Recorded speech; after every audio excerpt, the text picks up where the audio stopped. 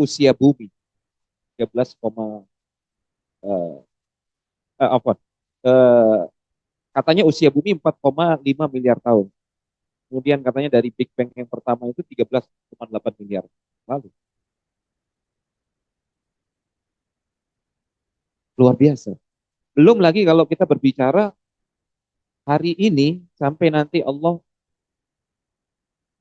mentakdirkan hari kiamat itu terjadi. Kita nggak tahu berapa ratus tahun lagi, berapa ribu tahun lagi, atau mungkin 1 tahun lagi, kita nggak tahu.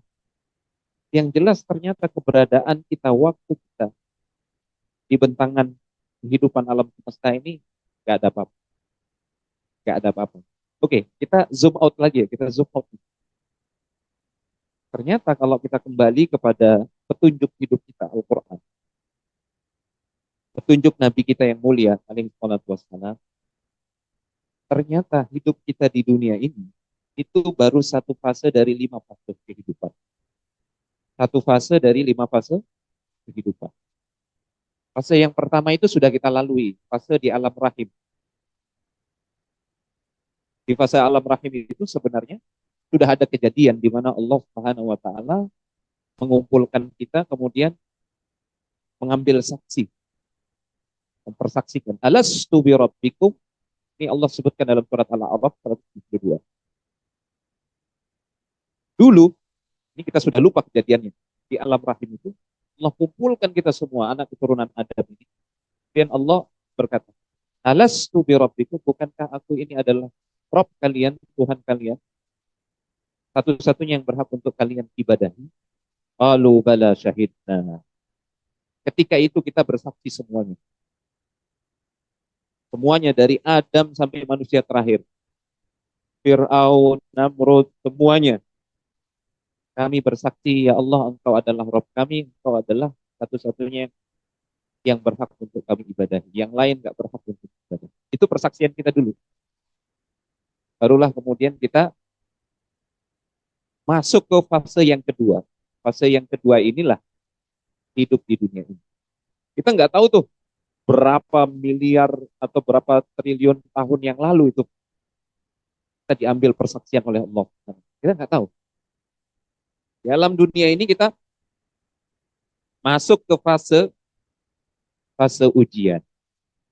Kan tadi kita sudah persaksikan nih, bahwasanya Engkau ya Allah satu-satunya yang berhak untuk kita ibadahi. Di dunia ini kita diuji oleh Allah. Nanti di fase ketiga ada namanya fase barzakh, kehidupan setelah kematian. Dan ternyata kehidupan kita di dunia ini yang tadi kata Rasulullah 60 sampai 70 tahun, syukur-syukur dapat bonus lebih dari itu, dan itu sedikit sekali dari kalangan umat Muhammad sallallahu alaihi wasallam. Kalau kita bandingin dengan fase alam barzakh, itu nggak ada apa-apanya juga kehidupan kita di dunia. Ya. Ambil contoh sekarang. Fir'aun deh, Fir'aun. Sudah berapa ratus ribu tahun dia berada di alam barzakh. Kalau dibandingkan dengan usia dia mungkin hanya 80 atau 100 tahun, nggak ada apa-apa, Pak. Nggak ada apa-apanya gitu loh. Dia hidup di dunia itu. Kalau dibandingkan dengan kehidupan dia di alam kubur, yang mana Al-Quran mengatakan, yu'radu alaihin nar. Tiap pagi, tiap sore dia ngelihat api perang Fir'aun. An-naru yu'raduna alaiha quduwa wa asy. Quran bilang begitu. Bandingkan misalkan dengan Rasulullah SAW dan para sahabat, ambil contoh sahabat yang khulafa Rasyidin yang paling panjang umurnya itu Utsman bin Affan, 82 tahun.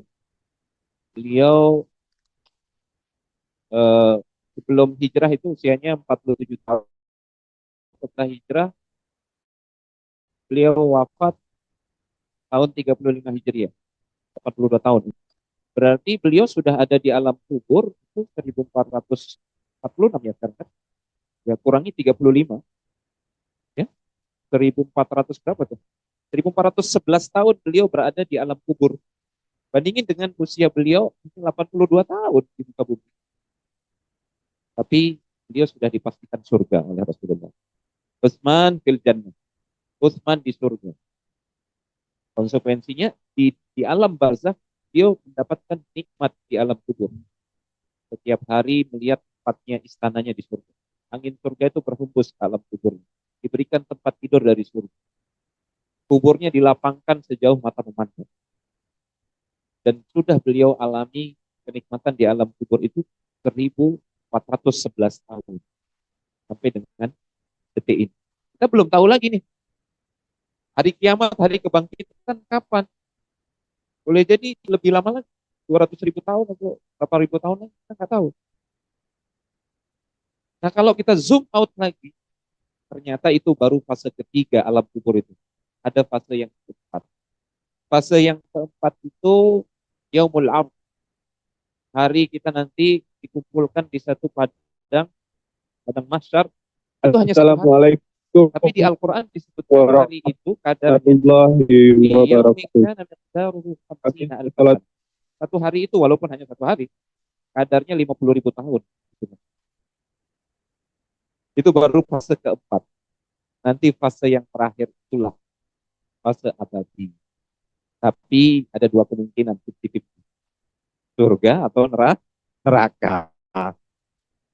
Jadi Al-Quran memberitahukan kita, Rasulullah SAW memberitahukan kita tentang hakikat sebenarnya kehidupan kita. Seperti tadi yang saya analogikan. Makin kita zoom out, makin kita keluar dari detail, perangkap detail yang ada pada kita saat ini, makin kita tahu tentang apa sebenarnya yang ada di sekeliling kita. Apa yang sebenarnya kita sedang berada dalam kungkungan hal tersebut. Ini tentu saja mudah-mudahan mengingatkan kita bahwasanya kita ini di dunia hanya sementara. Ada tujuan yang besar. Kenapa kita dititip oleh Allah ke fase yang kedua ini. Jadi saya katakan, ini sedikit clue tadi, fase yang kedua ini adalah fase ujian. Fase ujian. Jadi semua kehidupan kita 24 jam sebenarnya kita sedang diuji oleh Allah Subhanahu wa taala. Al-Qur'an sendiri mengatakan, "Alladzi khalaqal mauta wal hayata liyabluwakum ayyukum ahsanu amala." Dalam surat Al-Mulk. Allah Subhanahu wa taala dialah yang telah menciptakan kehidupan dan kematian. Tujuannya apa? Untuk menguji kalian siapa amalan kalian yang terbaik. Jadi kita hidup di fase yang kedua ini, yang singkat ini, itu untuk menjalani ujian. Siapa di antara kita yang terbaik amalannya? Yang terbaik amalannya, prinsipnya adalah yang paling mengikuti petunjuk Allah, petunjuk Rasulullah. Nah, terkait fase ujian ini, Allah Subhanahu wa taala memberikan dua bentuk ujian. Ada berapa? Ujian? Ada dua bentuk. Hanya dua saja. Syukur, sabar. Kalau nggak syukur, harus sabar. Ada saatnya kita bersyukur, ada saatnya kita bersabar. Ada saatnya kita bersabar, ada saatnya kita bersyukur. Kapan kita bersabar? Saat kita dapat ujian, musibah. Ya. Kapan kita bersyukur? Saat kita dapat nikmat. Mudah-mudahan ini mungkin bisa menjawab ya pertanyaan di balik tema tadi. Apa tadi temanya? Kenapa masalahmu? Musibah, ujian, atau sekaligus masukan terkait temanya. Ada satu kata yang perlu kita buang. Kata yang mana ini? Hah? Ujian. Ya, sebenarnya cukup temanya itu kenali masalahmu. Musibah atau nikmat. Karena dua-duanya ini adalah ujian. Musibah ini ujian, nikmat juga ujian. Dan jangan disangka Yang susah itu hanya yang sabar doang. Ini persepsi kita, mindset kita harus berubah. Kita kan selama ini mungkin orang yang sabar itu susah, berarti dia mengalami kesusahan. Ya, Allah Subhanahu wa taala menyebutkan di dalam Al-Qur'an, laqad khalaqnal insana fi kabad. Sering kita dengar ayat ini ya. Sungguh kami telah menciptakan manusia dalam kondisi kabad. Mereka itu senantiasa susah payah. Jadi bukan orang yang kena musibah saja yang susah payah. Orang yang bergelimang harta, ya, hidupnya serba mewah dan fasilitasnya serba oke, jangan dipikir mereka nggak susah. Susah mereka. Jadi dalam semua kondisi, Allah Subhanahu wa taala menguji kita. Orang kaya sedang diuji oleh Allah Subhanahu wa taala, apakah dia bersyukur? Kalau bicara susah, payah, kemudian sakit, semuanya juga kena sakit, semuanya juga susah, ya kan? Orang-orang kaya untuk mendapatkan kekayaannya susah. Bahkan mereka harus bayar sana, bayar bayar ini untuk mempertahankan asetnya pun mereka harus berkorban ini dan itu. Susah juga. Belum lagi stres, ya mikirin bagaimana kelangsungannya, ya kan? Kalau berbicara kesusahan, semua itulah adilnya Allah Subhanahu wa taala. Allah letakkan kebahagiaan itu di hati, bukan pada harta, bukan pada jabatan. Kalau seandainya kebahagiaan itu ada pada jabatan, ya mestinya Firaun paling bahagia dong, ya kan? Kalau seandainya kebahagiaan itu ada pada harta, Qarun paling bahagia dan Rasulullah paling menderita karena beliau nggak punya harta seperti Firaun dan Qarun. Kebalik, Rasulullah manusia paling bahagia. Ya. Dan Allah Maha Adil, Allah letakkan kebahagiaan itu di kolbu, di hati. Sehingga orang yang hidup sederhana, orang yang setiap pagi mungkin minumnya kopi tubruk gitu ya di tengah sawah dengan pisang goreng, bisa merasakan kebahagiaan yang jauh lebih hebat daripada orang-orang yang tidur di hotel hotel berbintang 7 misalnya. Ya. Maka kebahagiaan itu letaknya di mana? Letaknya di kalbu. Kalbu itu yang menciptakan adalah Allah Subhanahu wa taala. Dia yang paling tahu apa yang menjadikan kalbu itu tenang, tenteram, bahagia. Apa yang menjadikan kalbu itu susah, gelisah, tersiksa, menderita. Allah yang paling tahu karena Allah yang menciptakan. Allah Maha Kuasa untuk membolak-balikkan kondisi hati kita. Yuqallibuha kaifa yasha, disebutkan dalam hadis sahih dari Rasulullah. Allah membolak-balikkan hati hambanya itu sekehendak. Makanya kalau kita mau bahagia, hati kita ini bahagia, dekat sama Allah. Si sang pemilik hati. Harus dekat sama Allah Subhanahu. Berangkat dari konsep ini, maka sebaliknya kita bisa mengatakan orang yang bersabar pun bisa bahagia, walaupun dalam kondisi kekurangan. Karena tadi konsepnya orang yang sedang kondisinya berkecukupan, kaya raya, mereka juga bisa susah, ya kan? Nah, sebaliknya, orang yang sekalipun menghadapi kesulitan, masalah, ujian, cobaan, manakala dia bersabar, justru dia merasakan kebahagiaan. Contohnya Rasulullah, manusia paling bahagia. Padahal kalau berbicara musibah, siapa di antara kita yang mengalami musibah seperti Rasulullah? Beliau sudah jadi yatim sebelum lahir ke muka bumi. Jadi semenjak dikandung oleh ibunya, bapaknya beliau itu sudah meninggal. Setelah lahir, beliau melihat ibu beliau sendiri meninggal di hadapan mata beliau sendiri. Ketika perjalanan dari Madinah ke Mekah. Jadi meninggalnya Siti Aminah, ibunya Rasulullah, itu di tengah jalan. Ketika Rasulullah SAW usia, kalau tidak salah, 6 tahun. 6 tahun. 6 tahun itu kan belum, baru usia kelas 1 SD. Melihat ibunya meninggal. Gak ada orang di tengah jalan. Beliau itu dipelihara oleh kakeknya. Hanya 2 tahun. Usia 8 tahun, sudah meninggal kakek. Jadi puncak-puncak keyatiman itu dirasakan oleh Rasulullah. Makanya Rasulullah itu orang yang penyayang sama anak yatim karena merasakan puncak-puncak keyatiman. Rasulullah SAW ditinggal lebih dulu oleh istrinya Khadijah. Semua anak putra beliau yang laki-laki meninggal ketika masih kecil, di balita. Al-Qasim meninggal. Akhirnya beliau dijuluki Abul Qasim. Nah, putra beliau bernama Al-Qasim. Meninggal tuh. Dapat dari Khadijah. Abdullah meninggal, dapat dari Khadijah.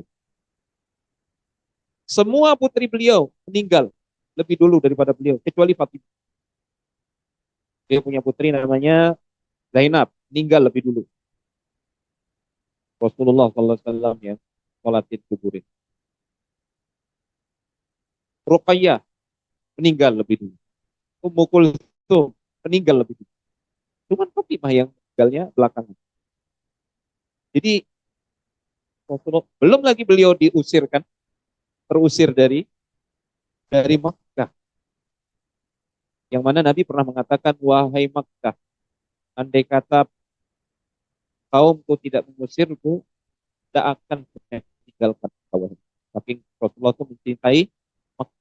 Terpaksa beliau hijrah. Hijrah ninggalin kampung halaman, harta benda semua ditinggalin. Bahkan ketika peristiwa hijrah tersebut terpaksa beliau juga meninggalkan putri beliau yang Zainab. Karena Zainab ketika itu bersuamikan Abul As, dan ketika itu Abul As belum mau masuk Islam. Pisah sama Zainab, putri beliau. Kehilangan paman beliau, Hamzah, meninggal di perang Uhud. Musibah luar biasa. Kita kalau mau bandingin masalah kita dengan masalahnya Rasulullah SAW, tidak ada apa-apanya gitu.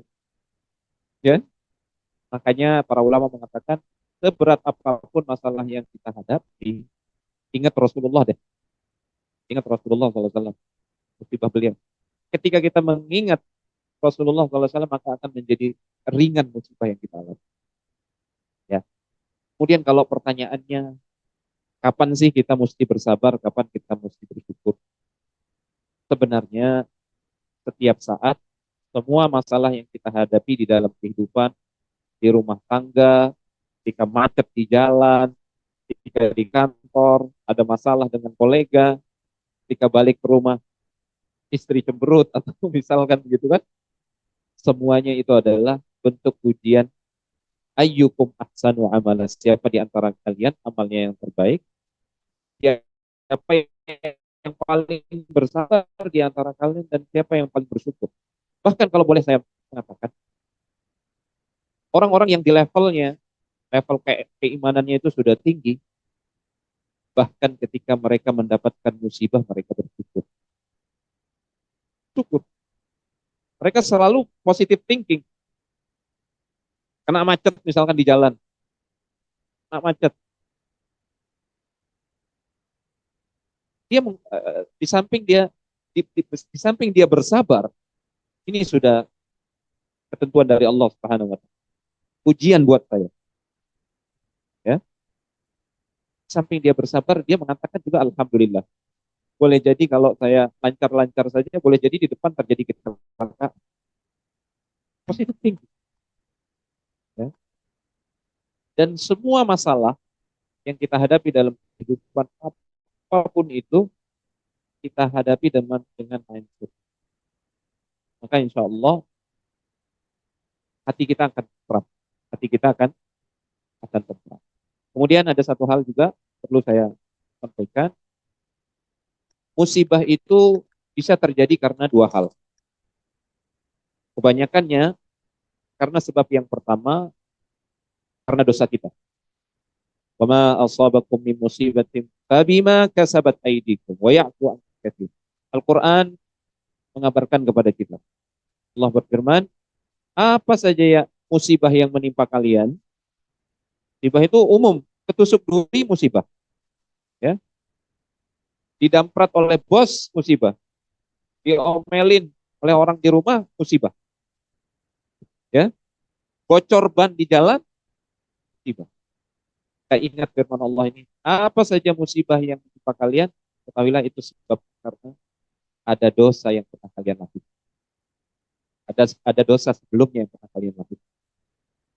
Ya. Syukur-syukur Allah memberikan musibah itu di dunia. Karena kalau di akhirat lebih berat lagi. Rasulullah SAW menjelaskan musibah di dunia itu sebenarnya menghapuskan dosa-dosa kita. Karena boleh jadi kita ini kan lalai ya. Tiap hari sebenarnya kita berbuat kesalahan, berbuat dosa. Kita sering berdusta walaupun kita anggap itu biasa-biasa saja. Sehingga kita nggak pernah istighfar atau jarang istighfar. Nah Allah itu sebenarnya sayang sama kita. Allah nggak mau membayar kesalahan kita dengan hukuman nanti di akhirat. Akhirnya ya terpaksa karena kamu nggak istighfar ya, ya sudah dihapusin dosanya itu lewat musibah. Lewat musibah. Jadi musibah itu menghapuskan dosa kita. Kafaratun lidzunub. Yang kedua, musibah itu juga sebenarnya menyempurnakan pahala kita, mengangkat derajat kita. Nah, kemudian sebab musibah yang kedua itu boleh jadi justru sebaliknya. Allah cinta kepada kita. Allah cinta kepada kita dan Allah ingin memberikan derajat yang tinggi nanti di akhirat. Hanya saja amal kita nggak cukup. Ibarat kita mau belanja barang mewah, duit nggak ada, gitu loh. Ternyata ada orang baik ditompokin gitu, ditompok. Allah Subhanahu Wa Taala maha baik. Dia cinta kepada sebagian hambanya, tapi dilihat hambanya ini amalnya nggak cukup untuk mencapai level yang tinggi di akhirat kelak. Maka Allah kasih dia ujian berupa musibah, dia bersabar, ridho atas ujian tersebut, maka Allah naikkan level dengan sebab itu. Karena amalnya pas-pasan. Seperti itu. Ya. Ada lagi kejadian orang setiap hari berbuat dosa. Itu jahat pokoknya deh. Sama orang zalim, suka berkhianat, ingkar janji, menipu. Kalau ngutang nggak dibalikin, padahal sudah mampu balikin di dalam. Ya. Udah gitu nggak pernah sholat, tapi duitnya ngalir terus. Penghasilannya tambah, luar biasa. Yang seperti itu banyak.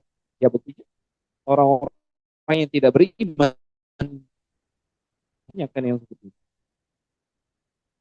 Nah, bagaimana kita melihat hal ini dan bagaimana kita menyikapinya? Ada konsep dalam agama kita yang namanya istidraj. Sanastadrijuhum min haitsu la ya'lam wa umli lahum inna kaidi matin. Sebenarnya Allah Subhanahu wa taala sengaja ngulur-ngulur kemudian terus dikasih kenikmatan-kenikmatan sementara dia tambah bermaksiat, tambah berdosa, tambah kufur kepada Allah. Ternyata nanti mau dibayar cash, siksanya, azabnya di akhirat. Atau dalam kondisi mendadak di akhir hayatnya, dia mengalami kejadian kematian yang mengenaskan, Allah tidak memberikan kesempatan dia bertobat. Ya, dia semakin menikmati nikmat Allah, dia gunakan untuk bermaksiat. Berarti dosanya tambah banyak kan. Sementara dia nggak pernah beramal, nggak mau sholat. Jika Ramadan nggak puasa, Jumatan juga enggak, sedekah apalagi, maksiat jalan terus. Nah ini mau ditumpuk dosanya, itu yang dikenal dengan istidrat. Sehingga kita jangan jangan jangan terlalu apa ya, jangan terlalu minder dengan orang-orang yang nggak beriman, tapi kok kok hidupnya kayak bahagia banget gitu ya, duitnya banyak. Ingat, kita kembali kepada konsep awal, belum tentu orang yang banyak duitnya itu dia bahagia kan. Kita tadi sudah sepakat kebahagiaan itu letaknya di hati, di kalbu, bukan di materi. Nah, mudah-mudahan ini bisa menjawab pertanyaan di balik tema tadi. Saya ini sedang dapat musibah atau sedang dapat nikmat gitu kan? Baik dapat musibah maupun nikmat, kita semua sedang diuji oleh Allah. Dan tidak selalu orang yang susah itu, ya tidak selalu itu musibah. Bagi sebagian orang ada yang dapat musibah itu dia bersyukur kepada Allah Subhanahu wa Ta'ala. Dan tidak selalu orang yang mendapatkan nikmat berarti dia sedang tidak ditimpa musibah. Orang yang nggak pernah sholat, hatinya tidak dekat kepada Allah, inilah orang yang dapat musibah sebesar-besar musibah. Pada hakikatnya, kalau kita berbicara, mungkin hanya ini yang saya sampaikan. Semoga bermanfaat bagi saya pribadi, menjadi nasihat buat diri saya pribadi lebih dulu, belum bagi yang lain. Mungkin kalau ada hal-hal yang kurang jelas, ya ada sedikit waktu. Nah, di bandara jam berapa kalau bandara ya? Terbangnya itu jam jam 4, sore. Ya. Hada wa sallallahu ala nabiyina Muhammad wa ala alihi wa sahbihi wa sallam. Akhiru da'wana. Assalamualaikum warahmatullahi wabarakatuh. Saya kembalikan ke moderator. Terima kasih Pak Ustadz atas materi yang kan, luar biasa. Mungkin dari teman-teman ada yang ingin ditanyakan, kalau ada yang disampaikan kepada Ustadz terkait materi yang sudah disampaikan tadi. Ibu-ibu mungkin boleh, silakan Mas Dodi.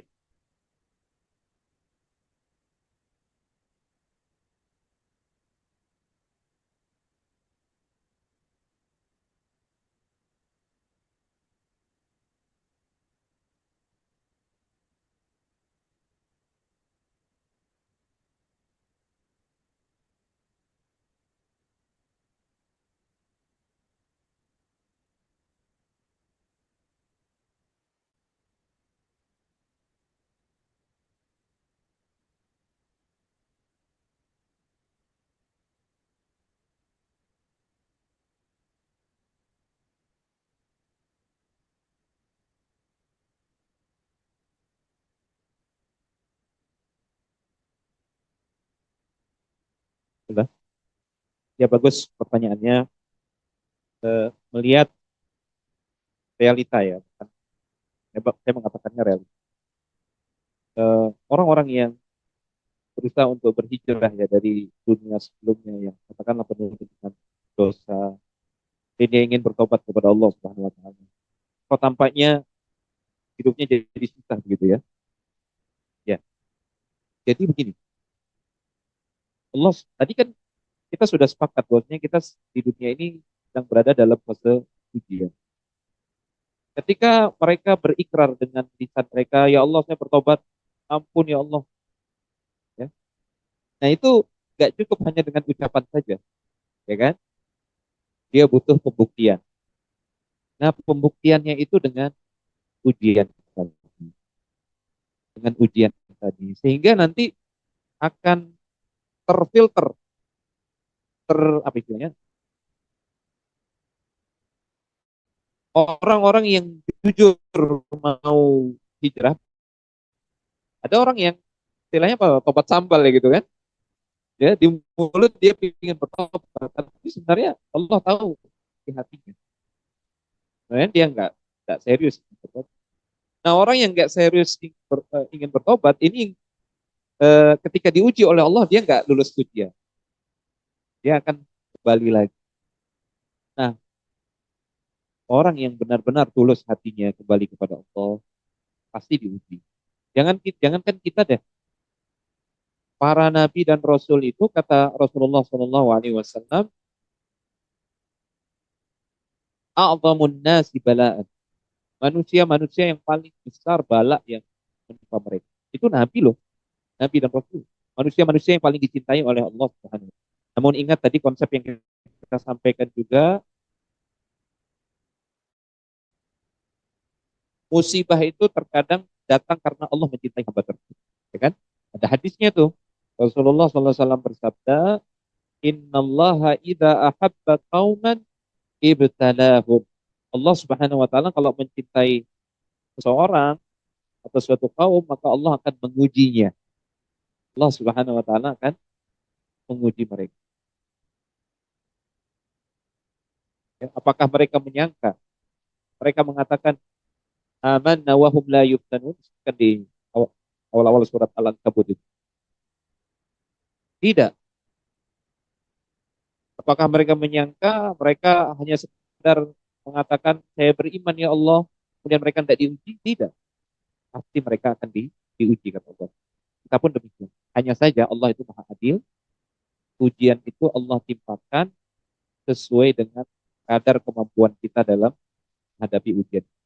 Sebesar apapun masalah di hadapan kita, ketahuilah bahwasanya kita mampu sebenarnya menghadapi masalah itu dengan kesabaran, dengan perjuangan, dengan doa, tawakal kepada Allah Subhanahu wa taala. Sehingga jangan menyerah.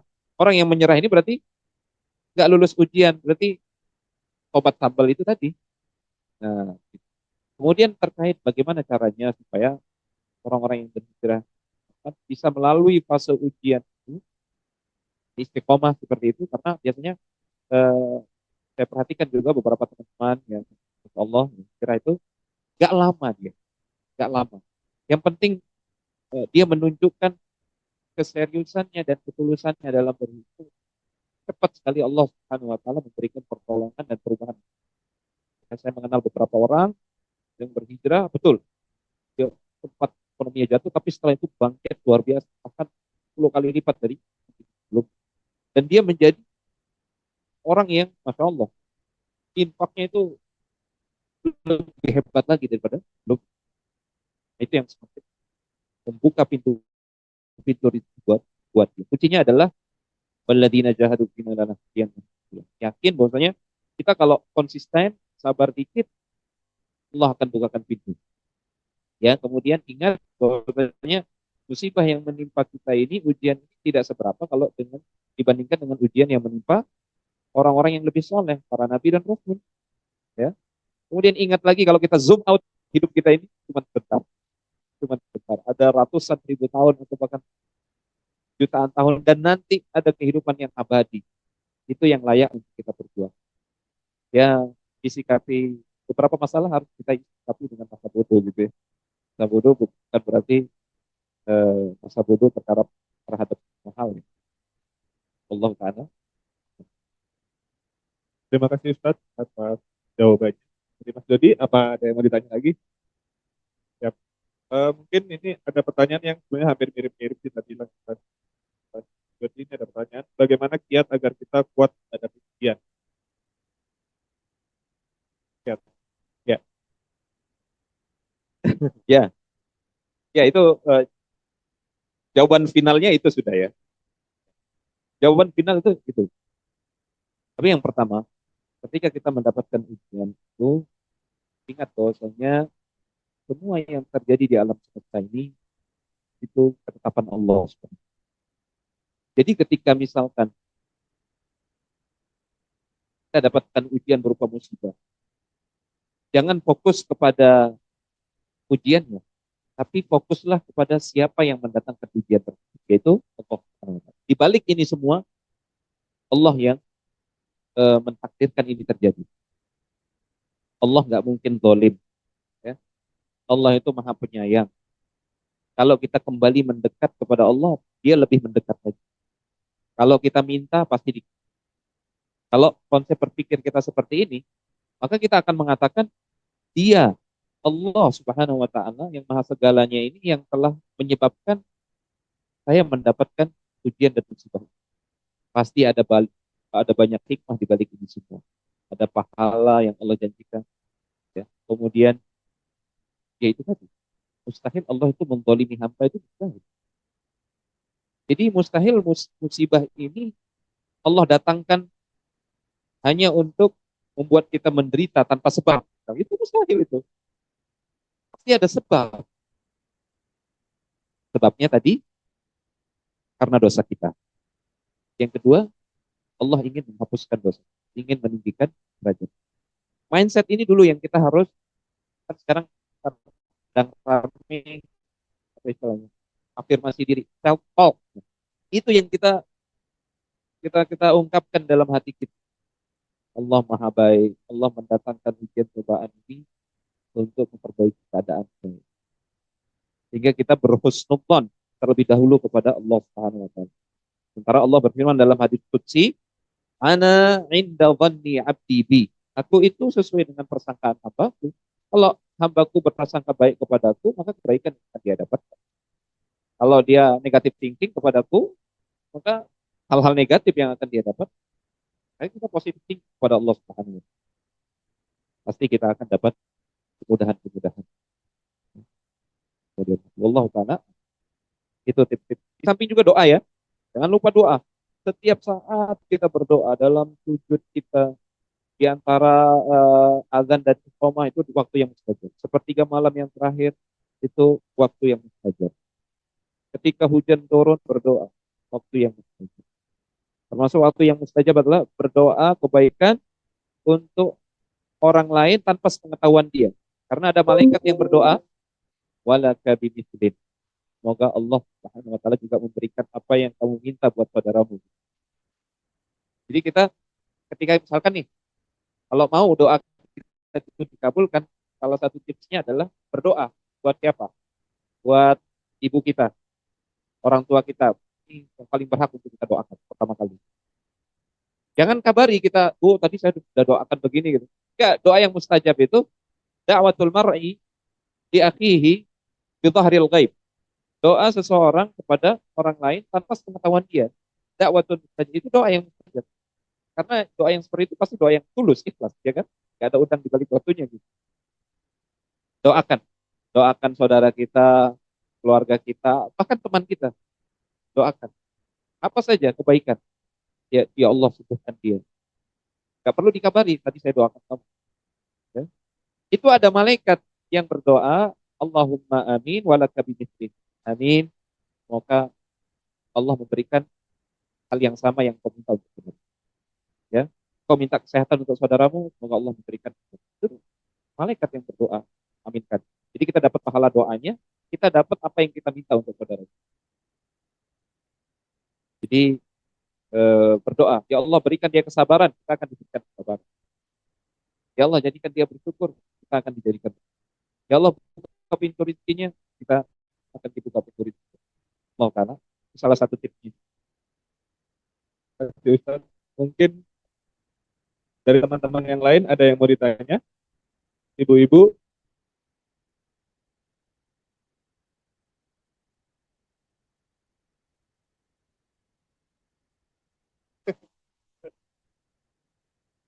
oke.